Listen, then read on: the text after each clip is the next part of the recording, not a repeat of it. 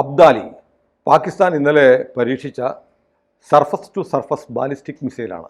450 kilometre വരെ ഇത് പോകുമെന്നാണ് പറയുന്നത്. ദൈവത്തിനറിയാം, വിട്ട് കഴിയുമ്പോഴേ അറിയാവുള്ളൂ പോകുമല്ലോ എന്നുള്ളത്.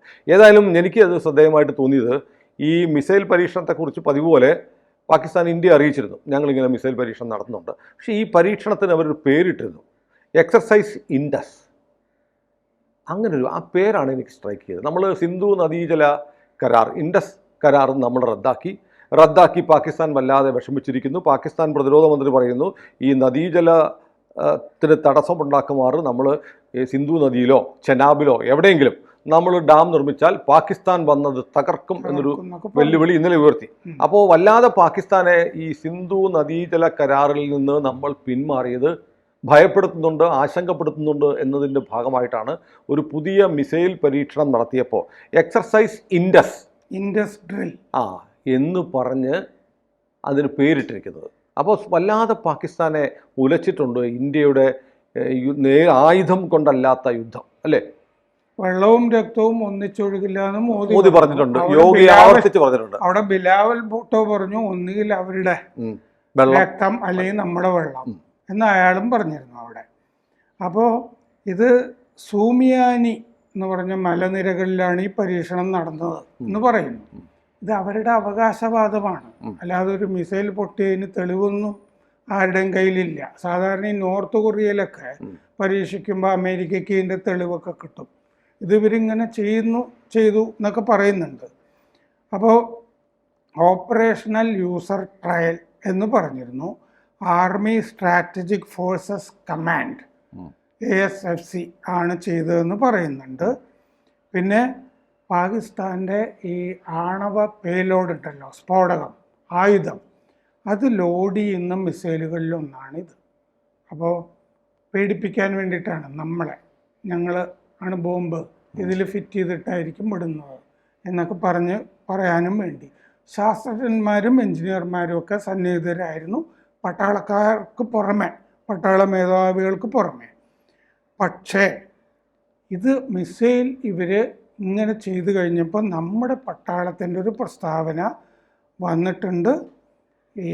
ഇത് reckless act of provocation and dangerous escalation എന്ന് പറഞ്ഞിട്ടുണ്ട്. ഇത് ഒരു യുദ്ധകാലത്ത് പറയുന്ന വർത്തമാനം പോലെയാണ് നമ്മൾ റിയാക്ട് ചെയ്തിരിക്കുന്നത്. അല്ലെങ്കിൽ അവരൊരു മിസൈല് ഉണ്ടാക്കിയിട്ട് പോട്ടെ നമുക്ക് വെക്കായിരുന്നു. പക്ഷേ ഇത് പ്രകോപനപരമായൊരു നടപടിയായിപ്പോയി എന്ന് നമ്മൾ പ്രതികരിച്ചിട്ടുണ്ട്. ഈ കിം നോർത്ത് കൊറിയയിൽ ഓരോന്ന് ചെയ്യുമ്പോൾ ട്രംപൊക്കെ പ്രതികരിക്കുമല്ലോ, അതുപോലെ നമ്മൾ ഇതിൽ പ്രതികരിച്ചിട്ടുണ്ട്. അവർ പറഞ്ഞിരിക്കുന്നത് ഞങ്ങളുടെ സൈന്യത്തിൻ്റെ തയ്യാറെടുപ്പ് വ്യക്തമാക്കാനാണ് ഈ മിസൈൽ പരീക്ഷണം എന്നാണ് അവർ പറഞ്ഞിരുന്നത്. നമ്മൾ പറഞ്ഞിരിക്കുന്നത് ഇത് അനാവശ്യമായ പ്രകോപനമാണ്. യുദ്ധകാലത്തെ സംസാരം പോലെയാണ് നമ്മൾ ചെയ്തിരിക്കുന്നത്. പ്രകോപനമാണെങ്കിൽ പിന്നെ തിരിച്ചടി വേണമല്ലോ, അതിന് പാകിസ്ഥാൻ കാക്കണം എന്നാണ് നമ്മളുടെ പട്ടാളത്തിൻ്റെ പ്രസ്താവനയുടെ അർത്ഥം. പാകിസ്ഥാൻ സ്ഥിരമായിട്ടിപ്പോൾ എയർമെൻ നോട്ടീസ് എന്ന് പറയുന്ന നോട്ട അയച്ചുകൊണ്ടേയിരിപ്പുണ്ട്. ഇങ്ങനെ ഈ മേഖലയിൽ നിരന്തരം മിസൈൽ പരീക്ഷണം നടത്തുന്ന പോലെയാണ് പെരുമാറുന്നത്. അറബിക്കടലിൽ നേവൽ എക്സസൈസുകൾ നടക്കുന്നുണ്ട്. അവർ LOCയിൽ ഈ വെടിനിർത്തൽ ലംഘനങ്ങളും. അറബിക്കടലിലെ നേവൽ എക്സസൈസിന് നാവിക അഭ്യാസത്തിന്റെ ഒരു സവിശേഷതയുണ്ട്. ഏതാണ്ട് 2 നാവികസേനയും മുഖാമുഖം നിൽക്കുകയാണ്. ആദ്യം 80 നോട്ടിക്കൽ മൈൽ അപ്പുറത്തായിരുന്നു 2 സേനകളും പരീക്ഷണം നടത്തിയിരുന്നത്. ഈ പരീക്ഷണങ്ങൾക്കിടയിൽ അഭ്യാസങ്ങൾ, നാവിക അഭ്യാസങ്ങൾക്കിടയിൽ 80 കിലോമീറ്റർ എന്നുള്ളത് 30 നോട്ടിക്കൽ മൈൽ വരെ അടുത്ത് വന്നിരുന്നു. അപ്പോൾ ഒരു മിസൈൽ, അപ്പോൾ ആ മുന്നറിയിപ്പുകളെല്ലാം കൊടുത്തിരുന്നു. മറ്റ് കപ്പലുകൾക്ക്, മത്സ്യബന്ധന യാനങ്ങൾക്കെല്ലാം മുന്നറിയിപ്പ് കൊടുത്തിരുന്നു. പക്ഷേ നമ്മുടെ നാവികസേനയുടെ മുന്നിൽ പാകിസ്ഥാനെ പിടിച്ചു നിൽക്കാൻ പറ്റാത്ത തരത്തിൽ നമ്മുടെ 2 വിമാനവാഹിനി ഉൾപ്പെടെ, വിമാനവാഹിനി പോകുമ്പോൾ പ്രോട്ടോക്കോൾ അനുസരിച്ച് വിമാനവാഹിനിക്കൊപ്പം ഫ്രിഗേറ്റുകൾ പോകണം, ഡിസ്ട്രോയേഴ്സ് പോകണം, സബ്മറീൻസ് പോകണം. അങ്ങനെ വലിയ ഒരു വിമാനവാഹിനി പോകുമ്പം ചുരുങ്ങിയത് നിരീക്ഷണ വിമാനങ്ങൾ ഇതെല്ലാം ഉൾപ്പെടെ ഒരു 10-60 കരയിലും ആകാശത്തും കടലിനടിയിലുമായി ഒരു 10-30 യുദ്ധവാഹനങ്ങൾ എന്ന് പറയാം. ഒരു വ്യൂഹമാണ് പോകുന്നത്. അങ്ങനെ 2 വിമാനവാഹിനി കൂടാതെ നമ്മുടെ മറ്റു യുദ്ധക്കപ്പലുകളാണ് ഈ സൈനിക നാവിക അഭ്യാസത്തിൽ പങ്കെടുക്കുന്നത്. അപ്പോൾ അത് ഈ 3-ാം തീയതി പാകിസ്ഥാൻ്റെ തീർന്നു, നമ്മുടെ 7-ാം തീയതി വരെ തുടരും. അപ്പോൾ ഏതായാലും നമ്മുടെ നാവികസേന വല്ലാതെ സജ്ജമായിട്ടുണ്ട്. ഈ ലോകത്തിലെ തന്നെ ഏറ്റവും വലിയ യുദ്ധക്കപ്പലുകളെന്നായ INS സൂറത്തിൽ നിന്ന് നമ്മളൊരു മിസൈൽ പരീക്ഷണം നടത്തിയിരുന്നു.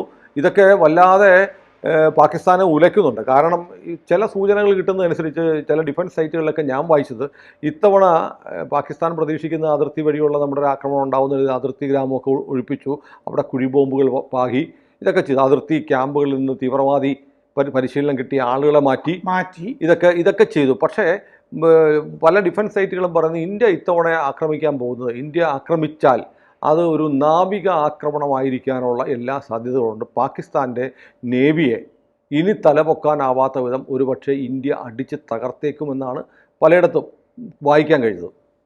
അതിപ്പോൾ കറാച്ചിയും ഗ്വാദറുമായിരിക്കും നമ്മൾ ലക്ഷ്യം വെക്കുന്നത് എന്ന റിപ്പോർട്ടുകളിലൊക്കെ പറയുന്നുണ്ട്.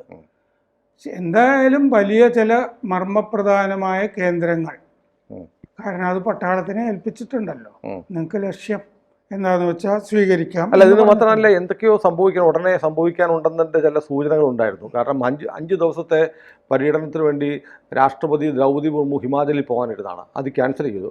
മെയ് 9 റഷ്യയുടെ വിക്ടറി ഡേ ആണ്. വിക്ടറി ഡേക്ക് മോദിയെ ക്ഷണിച്ചു. ചൈനീസ് പ്രസിഡന്റ് പങ്കെടുക്കുന്നുണ്ട്. ആദ്യം മോദി പോകാനിരുന്നിട്ട് ആദ്യം രാജ്നാഥ് സിംഗിനെ വിടാൻ തീരുമാനിച്ചു. ഇപ്പോൾ രാജ്നാഥ് സിംഗും പോകുന്നുണ്ട്. ഒരു ജൂനിയർ മിനിസ്റ്ററെ വിടാനാണ് തീരുമാനിച്ചിരിക്കുന്നത്. അപ്പോൾ ഇന്ത്യൻ പ്രധാനമന്ത്രിയും പ്രതിരോധ മന്ത്രിയും ഇന്ത്യയിൽ തന്നെ ഉണ്ടാവണം. രാഷ്ട്രപതി ഡൽഹിയിൽ തന്നെ ഉണ്ടാവണം. ഹിമാചൽ പ്രദേശിലേക്ക് പോലും പോവണ്ട, ഡൽഹിയിൽ തന്നെ ഉണ്ടാവണമെന്ന് രാഷ്ട്രീയ നേതൃത്വം നിർദ്ദേശം കൊടുത്തിട്ടുണ്ട്. അപ്പോൾ ഒരു യുദ്ധമുണ്ടായാൽ യുദ്ധം പ്രഖ്യാപിക്കേണ്ടത് പ്രധാനമന്ത്രിയല്ല, രാഷ്ട്രപതിയാണ്, സർവ്വസൈന്യാധിപ എന്ന നിലയിൽ. അതുകൊണ്ട് രാഷ്ട്രപതി ഹിമാചൽ പ്രദേശിലേക്കുള്ള യാത്ര ക്യാൻസൽ ചെയ്യാനാണ് മന്ത്രിസഭ നിർദ്ദേശം നൽകിയിരിക്കുന്നത്. ഇന്നത്തെ നിലയ്ക്ക് 7-ാം തീയതി കഴിഞ്ഞ് എന്ന് വേണം കരുതാൻ. ഒരു കാര്യം കൂടി ഉണ്ട്. മറ്റു ചിലർ പറയുന്നത് ഇന്ത്യ ഒന്നും ചെയ്യാതിരിക്കുന്ന ഒരു കാരണം നീറ്റ് പരീക്ഷ നടക്കുകയാണ്. അതിനുവേണ്ടി വലിയ ഒരുക്കങ്ങൾ നടക്കുന്നുണ്ട്. അപ്പോൾ ഒരു യുദ്ധമൊക്കെ വന്നു കഴിഞ്ഞാൽ ചില ഈ അതിർത്തി സംസ്ഥാനങ്ങൾ, ഗുജറാത്ത്, രാജസ്ഥാൻ പോലെയുള്ള സംസ്ഥാനങ്ങളിലൊക്കെ പരീക്ഷയൊക്കെ മാറ്റിവെക്കേണ്ടി വരും. നീറ്റ് പോലെയുള്ള ഒരു ഓൾ ഇന്ത്യ ലെവലിൽ നടക്കേണ്ടത് ഒരു പരീക്ഷ കൂടി നടക്കുന്നതുകൊണ്ട് അതുകൂടെയൊക്കെ കഴിഞ്ഞ് എല്ലാവരും ഒന്ന് ഫ്രീ ആവട്ടെ എന്നുള്ള ഒരു കണക്കുകൂട്ടൽ ഉണ്ട് എന്ന് പറയപ്പെടുന്നു. ആയിരിക്കും. നമുക്ക് സമയം തിരഞ്ഞെടുക്കാമല്ലോ. കാരണം എന്താണെന്ന് വെച്ചാൽ ഈ ഇത്രയും സമയം എടുത്തതുകൊണ്ട് പാകിസ്ഥാന് എന്താ കയ്യിലുള്ളതെന്ന് വെച്ച് കഴിഞ്ഞാൽ അത് വെച്ചിട്ട് തയ്യാറെടുക്കാനുള്ള സമയം കിട്ടിയിട്ടില്ലല്ലോ. അതുകൊണ്ട് ഇങ്ങനല്ല, നീ ഉള്ളതൊക്കെ എടുത്ത് വെക്കടാ, ഞാൻ വരുന്നുണ്ട്, നിന്റെ കയ്യിലുള്ളത് നീ എടുത്ത് വെക്കുക, എന്താന്ന് വെച്ചാൽ നീ ചെയ്യേ, നോക്കാം എന്നായിരിക്കും. അതെ, ഇതിപ്പോൾ പല സ്ഥലത്തു നിന്നും ആക്രമണം അങ്ങോട്ട് ചെല്ലുന്നുള്ള ഉറപ്പാണ്. അവർക്കൊരു 4 ദിവസം പിടിച്ചു നിൽക്കാനുള്ളത് കയ്യിൽ. അല്ലെങ്കിൽ പാകിസ്ഥാൻ പറയും, അപ്രതീക്ഷിതമായി ഇന്ത്യ ആക്രമിച്ചതുകൊണ്ടാണ് ഞങ്ങൾക്കൊന്നും ചെയ്യാൻ പറ്റില്ല, ആവശ്യത്തിന് സമയം കൊടുക്കുക. അതാണ് ധീരന്മാർ ചെയ്യുന്നത്. നീ റെഡിയായി വാ, നിന്റെ കയ്യിലുള്ള കോപ്പെല്ലാം നീ എടുക്കുക, അപ്പോഴത്തേക്ക് ഞാൻ എൻ്റെ വെടിക്കോപ്പുകളുമായിട്ട് ഞാൻ വരാം എന്നുള്ള ഒരു നിലപാട്. പാകിസ്ഥാൻ്റെ കയ്യിലുള്ള 50% കാര്യശേഷിയുള്ളതല്ല. ഈ ചൈന കൊടുത്തത് പലതും ഒന്നും പ്രവർത്തിക്കാത്തതാണ് എന്ന് പറഞ്ഞ റിപ്പോർട്ടുകളുണ്ട്. അതുകൊണ്ട് ഇപ്പോൾ ചോദിച്ചിരിക്കുന്ന കുറേ സാധനം അയക്കണ്ടെന്നും പാകിസ്ഥാൻ അങ്ങോട്ട് പറഞ്ഞിട്ടുണ്ട്. അത് മാത്രമല്ല, നമ്മൾ ഇന്നലെ ഒരു വീഡിയോ ചെയ്തിരുന്നു. പാകിസ്ഥാൻ്റെ പക്കലുള്ള 155 mm മോർട്ടാർ ഷെല്ലുകൾ, പീരങ്കി ഉണ്ടകളില്ല. ഇതെല്ലാം തേർഡ് പാർട്ടി ചാനൽ വഴി ഉക്രൈന് വിറ്റു. അത് ഷെല്ലുകളില്ല, പീരങ്കിക്കുള്ളത്. ചൈന കൊടുത്തിരിക്കുന്ന യുദ്ധക്കപ്പലുകൾ, ഇങ്ങനത്തെ മിസൈലുകൾ, ഇതൊക്കെ 50% കാശിന് കൊള്ളില്ല. മെയ്ഡ് ഇൻ ചൈന എന്ന് പറയുന്നത് അർത്ഥവത്താക്കുന്ന സാധനമാണ്. അതുകൊണ്ടാണ് തുർക്കിയിൽ നിന്നും കുറച്ച് സാധനങ്ങൾ പിന്നെ മേടിച്ചത്. ഇപ്പോൾ ചൈന കൊടുത്ത PL-50 മാത്രം ഗുണമുള്ളതായിരിക്കാം എന്നുള്ളതാണ്. പിന്നെ അന്തർവാഹിനി, അതിൽ 8 2 പ്രവർത്തിക്കാൻ, ബാക്കിയുള്ള ഡോക്കിൽ കയറ്റിയിരിക്കുക, അറ്റകുറ്റപ്പണിക്കൊന്നും പൈസ ഇല്ലല്ലോ. ഇതിനൊക്കെ വലിയ പണം വേണ്ട. മുങ്ങിക്കപ്പലുണ്ട്, അത് മുങ്ങും, പക്ഷെ പൊങ്ങില്ല. ആ അവസ്ഥയിലാണ് ഇപ്പം നിൽക്കുന്നത്. അപ്പോൾ പാകിസ്ഥാനും എയർഫോഴ്സും 3 അഭ്യാസങ്ങൾ നടത്തിയതായിട്ട് പറയുന്നുണ്ട്. F-16, J-10, JF-17, പിന്നെ ഈ ആർട്ടില്ലറി യൂണിറ്റ്, എയർ ഡിഫൻസ് യൂണിറ്റുകൾ, ഇതൊക്കെ മുന്നോട്ടേക്ക് ഫോർവേഡ് പൊസിഷൻസിലേക്ക് നീക്കിയിട്ടുണ്ട്. അവർ റെഡിയാണ് എന്ന് പറഞ്ഞാൽ കയ്യിലുള്ളത് വെച്ച്. ലോങ്കേവാല സെക്ടറിൽ രാജസ്ഥാൻ ബാറ്റ്മീർ എന്ന് പറയുന്ന സ്ഥലം ഉണ്ടല്ലോ, നമ്മുടെ പൊക്രാൻ ഇരിക്കുന്നത് ഈ ബാറ്റ്മീർ എന്ന് പറഞ്ഞ പഴയ ലോക്സഭാ മണ്ഡലത്തിൻ്റെ അകത്താണ്, മരുഭൂമിയാണ്. അതുകൊണ്ടാണ് ഈ അവിടെ ആണവ സ്ഫോടനം ഇന്ത്യയിലെ ഏറ്റവും വലിയ പാർലമെന്റ് മണ്ഡലം. അതായതുകൊണ്ട് ഒരിക്കൽ ഞാൻ അവിടെ പോയിട്ടുണ്ട്, കുറെ ദൂരം ജയ്പൂരിൽ നിന്ന്. രാവിലെ പുറപ്പെട്ടിട്ട് രാത്രി എങ്ങാണ്ട് അവിടെ എത്തിയത്. അപ്പോൾ ആ ബാറ്റ്മീറിൻ്റെ അടുത്ത് ആധുനിക റഡാറുകൾ അങ്ങോട്ട് നീക്കിയിട്ടുണ്ട്, ലോങ്കേവാല സെക്ടറിൽ നിന്നും പറഞ്ഞ് റിപ്പോർട്ടിലുണ്ട്. ഉത്തർപ്രദേശിലെ ഷാജഹാൻപൂരിൽ ഇന്ത്യൻ എയർഫോഴ്സിൻ്റെ ജെറ്റുകൾ ഗോയ എക്സ്പ്രസ് വേയിൽ ലാൻഡ് ആൻഡ് ഗോ എന്ന് പറഞ്ഞാൽ ലാൻഡ് ചെയ്യുക പോവുക പരീക്ഷണമൊക്കെ അഭ്യാസം നടത്തിയതായിട്ട് നമ്മൾ നമ്മുടേതായ അഭ്യാസങ്ങളും നടത്തുന്നുണ്ട്. അപ്പോൾ പ്രതിരോധ മന്ത്രി ഖ്വാജ ആസിഫ് പറഞ്ഞു, സിന്ധു നദീജലം വഴിതിരിക്കാനുള്ള ഏത് സംവിധാനവും ഞങ്ങൾ തകർത്ത് കളി. ഈ വർത്താനം മാത്രമേ ഉള്ളൂ, ഈ തകർക്കാനുള്ള സാധനമൊന്നും കയ്യിലില്ല. അത് തകർത്ത് കളയും, മറ്റേത് തകർത്ത് കളയും, ഇങ്ങനെ വർത്താനം പറഞ്ഞുകൊണ്ടിരിക്കുന്നുണ്ട്. ഏതായാലും നമുക്ക് പാകിസ്ഥാൻ ഒരു മിസൈൽ പരീക്ഷിച്ചു എന്നതുകൊണ്ട് നമുക്ക് ഭയപ്പെടാനൊന്നുമില്ല. അവൻ്റെ കയ്യിലുള്ള അവനെടുത്ത് കാണിക്കട്ടെ എന്നാണ് നമ്മൾ കരുതുന്നത്. നമ്മളത് പ്രകോപനം എന്ന് പറഞ്ഞാൽ എന്താണെന്ന് വെച്ച് കഴിഞ്ഞാൽ അത് ആണവ സ്ഫോടകം വഹിക്കുന്ന മിസൈലാണ്. അപ്പോൾ നമ്മൾ കഴിയുമെന്ന് അവർ പറയുന്നു. അപ്പോൾ അത് പ്രകോപനമാണ്. ഇടയിൽ ഞങ്ങളുടെ കയ്യിൽ ആണവ ബോംബുണ്ടെന്ന് ഇങ്ങനെ പറഞ്ഞുകൊണ്ടിരിപ്പുണ്ടല്ലോ 130. അതൊക്കെ കയ്യിലിരിക്കുകയുള്ളൂ. കാരണം രണ്ട് രാജ്യങ്ങളും തമ്മിൽ പരസ്പരം ഇത് ഉപയോഗിക്കില്ല എന്നുള്ള കരാറുണ്ട്. 37 കൊല്ലമായിട്ട് എല്ലാ ജനുവരി 1-ാം തീയതി ആണവ സംവിധാനങ്ങൾ ഓരോ രാജ്യത്തിനും ഉള്ളത് അങ്ങോട്ടും ഇങ്ങോട്ടും കൈമാറുന്നുമുണ്ട്. ജനുവരി 1 വിവരങ്ങൾ. കൂടുതൽ വാർത്തകളും വിശേഷങ്ങളും നിങ്ങളിലേക്ക് എത്താൻ ABC മലയാളം സബ്സ്ക്രൈബ് ചെയ്യുക, ബെൽബട്ടനും അമർത്തുക.